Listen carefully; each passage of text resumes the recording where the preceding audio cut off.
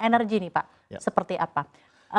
Terutama ya beberapa isu-isu yang memang sangat-sangat hangat gitu ya, Ya. seperti impor BBM Ya. yang memang masih berlanjut gitu ya, impor LPG dan lain-lain, silakan.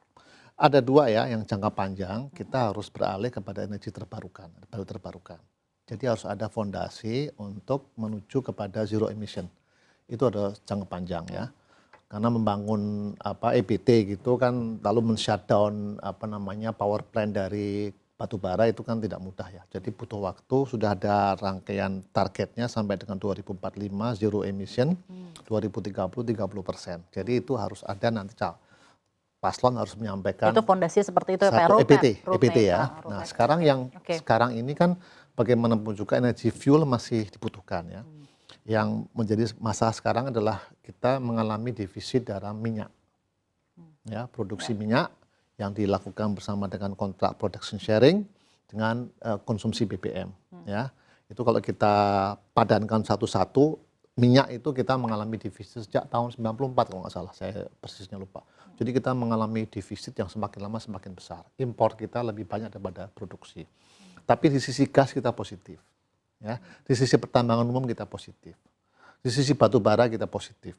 Jadi ada yang negatif dan yang positif. Nah, menurut saya yang penting adalah secara overall jangan sampai kita mengimpor terlalu banyak dibandingkan dengan produksi yang kita miliki sendiri ataupun ekspor yang kita bisa lakukan. Minyak itu kan karena kontrak production sharing sebagian besar itu kan produksinya diekspor, ya diekspor. Kemudian untuk high sulfur itu diimpor, ya. Low sulfur itu diimpor, yang high sulfur diekspor, yang low sulfur untuk BBM karena kita. kontrak itu tadi ya Pak. Ya, tetapi itu kan terkait juga policy mengenai BBM kita. Sejauh mana kita akan menggunakan BBM yang timbal, yang ada ada kotor, yang kotor tanda petik ya. Ya kan kita sudah beralih dari premium ke pertalite. Pertalite kan belum seluruhnya bersih ya. Yang paling bersih mungkin adalah Pertamax gitu ya. Tapi policy kita mengenai BBM bagaimana? Ini juga akan menjadi perdebatan yang tidak sedikit ya. Apakah kita akan membiarkan terus subsidi BBM itu terus dilakukan sehingga tidak ada inovasi untuk membangun energi terbarukan? Ya, selama zaman 5 tahun Pak Jokowi kan tidak ada policy BBM yang membuat harga itu lebih sesuai dengan harga pasar. Sehingga fiskal kita harus menanggung biaya subsidi yang cukup besar. Jadi salah satunya adalah solusi mengenai itu BBM ya Pak? ini, BBM, policy BBM dan listrik. Maka kita negara terus akan mensubsidi sehingga tidak ada inovasi. Kalau disubsidi itu kan terlalu murah. Ya, misalnya dibandingkan dengan wood pellet, dibandingkan dengan listrik yang dialiri dari surya, gitu. Kan masih mahal dibandingkan dengan BBM murah kok, gitu. Jadi, nah ini policy ini harus jelas, gitu ya. Tapi kan sebenarnya mengenai subsidi dan policy penggunaan minyak ini juga quite populis gitu Pak, karena orang masih begitu bergantung terhadap dan juga nanti climate change ya, perubahan iklim dan juga zero emission gitu. Kalau kita contoh gini, 2020 kita akan men-shutdown semua power yang berasal dari batu bara. Ya, coal plant. Ya, berarti kan kita harus mengganti itu dengan yang berasal dari EBT. Apakah dari gas, apakah dari geothermal, itu kan investasinya besar. Ya. Nah, dari mana dana itu? Saya tuh hitung-hitung sekitar kalau 2030, 2045 bisa sampai ratusan triliun ya, 600-an triliun bisa untuk bangun. Apakah dari APBN, apakah kita mulai kemarin ada GETP itu nggak necessary ya Pak ya? Kalau apakah kita akan mengintroduce misalnya carbon tax gitu ya, carbon capture lah kalau kembali diskusi itu ya, bagaimana itu? Nah ini adalah kebijakan-kebijakan yang akan disampaikan oleh paslon kita. Kalau paslon kita hanya melanjutkan tanda petik yang sudah ada, ya kita we going nowhere kan gitu. Kita terus mensubsidi BBM terus, mensubsidi listrik terus sehingga tidak ada inovasi terbarukan. Nah saya kira itu harus dirubah. Nah nanti kita tunggu saja paslon mengatakan apa untuk memperkuat pertahanan energi kita. Kalau fiskalnya misalnya ada inovasi atau misalnya cetusan gitu dari paslon gitu ya Pak nanti di tanggal 7 Januari, fiskal digunakan lebih banyak lagi porsinya untuk roadmap menuju net zero emission atau EBT. Itu juga bagaimana Pak kira-kira? Ya gini, ada dua sih ya. Kalau kita, gampangnya gini, kita akan men-shutdown, akan menghentikan ya power plant yang berasal dari batu bara. Karena dia akan energi kotor ya. Berarti harus mengganti mungkin 30% dari power plant kita. Diganti dengan apa? Kan berarti ada dua caranya kan. Dari investor atau dari pemerintah kan yang mengganti, gitu kan. Nah, kalau itu hanya pemerintah berarti akan memberikan beban pada APBN. Kalau market, ya berarti harus ada perbaikan iklim investasi. Harus ada suatu inisiatif baru, di mana kita memberikan insentif besar-besaran kepada energi terbarukan.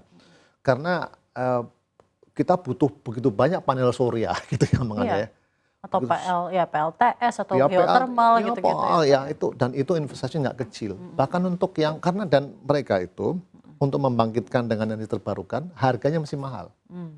Sehingga apa solusinya?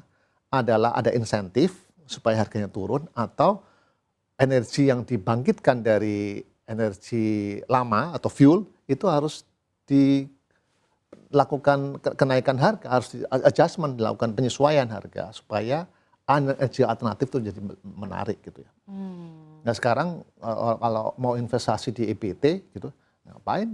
Orang masih menggunakan atau pemerintah masih menggunakan fuel gitu kan. Jadi lagi-lagi pintar-pintar pemerintah untuk memberikan insentif gitu ya Pak ya. Insentif dan policy-nya apa? Ya, Karena selama ini semua kebijakan energi itu sebagian besar lah ya, itu ya relatif khususnya untuk BBM stagnan kan. Padahal harga minyak naik waktu 2022 dan kemudian harga kurs juga melemah sehingga kan beban subsidinya besar sekali. Betul sekali, Pak. Tahun ini saja saya kemarin mendengar sekitar 200 triliun lebih itu untuk subsidi BBM. Nanti kan sayang toh. Kalau itu dipakai untuk membangun insentif energi terbarukan, nah nanti kita dengar paslon mengatakan apa. Itu. Ini sudah kewajiban kalau menurut saya itu. Iya. Lagi-lagi tidak bisa hanya diberikan ikan saja, tapi harus tahu cara memancing gitu ya dalam hal ini ya Pak ya, dan harus ada sedikit perubahan mengenai hal itu. Pak, sekarang mungkin mengenai pertahanan in general, alutsista ya Pak ya. Ada salah satu pasangan calon presiden yang mengkritik ini sepertinya anggaran alutsista terlalu besar, kita bukan negara perang ya dan lain-lain. Apakah necessary Pak anggaran alutsista sebesar itu untuk saat ini? Diukur di benchmark aja berapa persen dari PDB gitu ya. Ya saya kira lebih baik pakai ukuran yang lazim saja. Oke, itu berarti ya Pak ya, pakai nanti benchmark. Kita ukur, dan kalau menurut perhitungan dari para ahli, alokasi anggaran untuk pertahanan kita itu secara fisik alutsista itu masih kurang memadai ya. Ya kurang memadai lah jumlahnya karena keterbatasan fiskal kita. Ya, tetapi persoalannya adalah apakah semua harus dibebankan pada APBN gitu ya. Ya memang harus negara, karena nggak ada orang swasta bikin senjata kan nggak ada, kan nggak boleh kan. Tetapi kan kita bisa menggunakan BUMN kita sebetulnya.